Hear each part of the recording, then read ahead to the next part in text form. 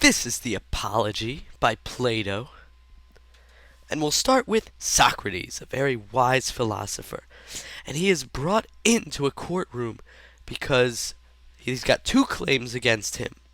You corrupt the youth, and you don't believe in God.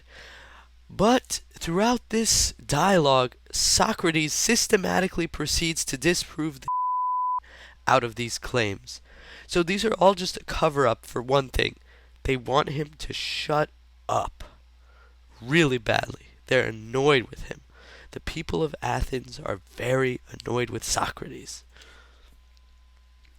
And Socrates has some inkling as to why they're so annoyed with him. For one thing, the Oracle of Delphi said that Socrates was the wisest man in all the world. And Socrates went around systematically trying to prove that someone was wiser than him. So he went to poets, he went to politicians, craftsmen, and again systematically proceeded to make everyone look like fools.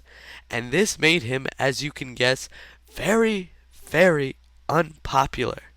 So he said, yeah, perhaps I am the wisest man in existence. It's because I know that my wisdom is worth nothing, and other people think it's worth something. He says, I'm a gadfly.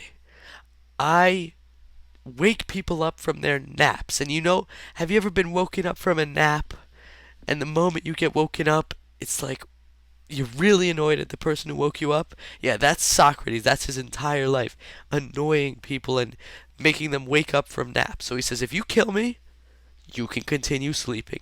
But this is my divine mission. I will never stop philosophizing. Never. So in all of this, all of these claims, he is eventually sentenced to death. And he claims it's because he didn't suck up to the jury. He did not make them. He didn't cry before them, bring in his family and say, oh no, you can't kill me, I want to live. No, he doesn't do that.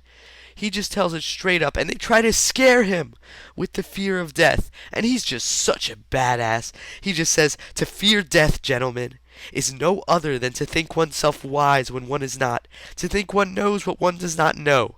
No one knows whether death may not be the greatest of all blessings for a man, yet men fear it as if they knew that it is the greatest of evils. That was his response to this fear of death that they tried to instill into him.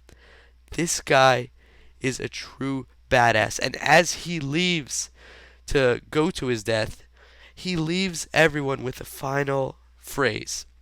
If you think that by killing men you can prevent someone from reproaching you for not living in the right way, you are mistaken.